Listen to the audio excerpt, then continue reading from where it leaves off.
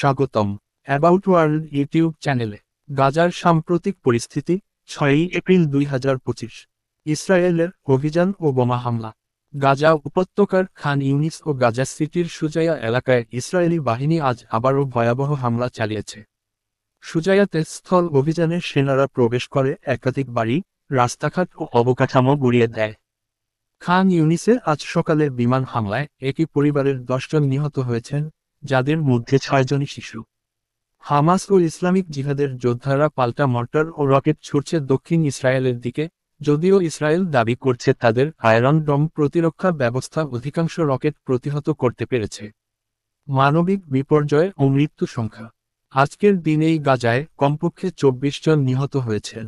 চলমান যুদ্ধ শুরু হওয়ার পর থেকে গাজায় মৃত্যুর সংখ্যা প্রায় 33,500 কাছাকাছি পৌঁছেছে এবং আহত হয়েছেন প্রায় 76,000-এরও বেশি মানুষ। গাজার জনসংখ্যার প্রায় 85%, অর্থাৎ 20 লাখেরও বেশি মানুষ ইতিমধ্যেই ঘরবাড়ি ছেড়ে আশ্রয়হীন হয়ে পড়েছেন। খাদ্য, পানি ও চিকিৎসার চরম সংকট। গত 1 মাসেরও বেশি সময় ধরে গাজায় কোনো খাদ্যসামগ্রী, পানি, জ্বালানি বা ওষুধ প্রবেশ করতে পারছে না। ইউনিসেফ জানাচ্ছে, গাজার 1 মিলিয়নেরও বেশি শিশু চরম অপুষ্টি ও মানসিক ট্রমার শিকার। বহু শিশু এতিম হয়ে পড়েছে, অনেকেই একবেলার খাবারও পাচ্ছে না।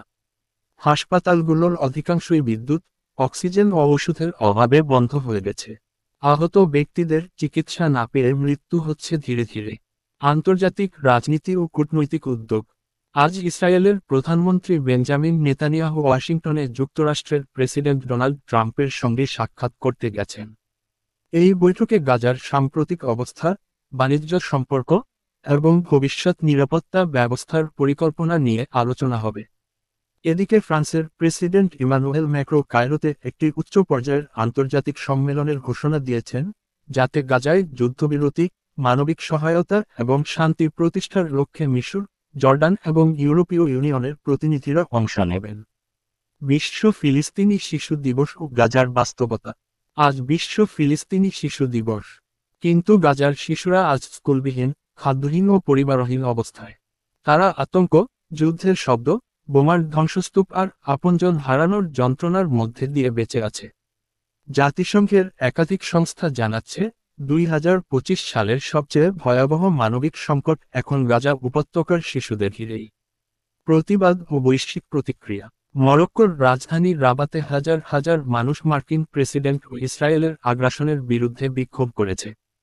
তারা শান্তি, ন্যায়বিচার ও শিশুদের সুরক্ষার দাবিতে মিছিল করেছে।